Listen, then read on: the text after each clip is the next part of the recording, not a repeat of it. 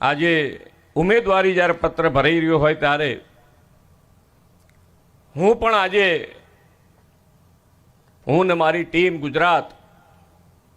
તમને 100% વિશ્વાસ અપાવું છું કે ઉમરેઠ અને ઉમરેઠની વિધાનસભાના કોઈ પણ કાર્ય માનનીય ગોવિંદભાઈએ શરૂ કર્યા હશે અથવા શરૂ કરવાના બાકી હશે તો એમના પુત્ર થકી એ બધા જ કામો પૂર્ણ થાય એવા વિશ્વાસ તમને અપાવું છું। આપણે સૌ મતદાનના દિવસે ખૂબ મોટી સંખ્યામાં મતદાન કરીએ, કારણ કે એક જ વિધાનસભા છે, એટલે એક જ વિધાનસભા છે ત્યારે આપણે સૌએ અહીંયા બેઠેલા તમામે એવી મહેનત કરવાની કે સૌથી વધારે મતથી આપણા ઉમેદવારશ્રી જીતે એના માટેનો પ્રયત્ન કરીશું। ને આજની મહેનત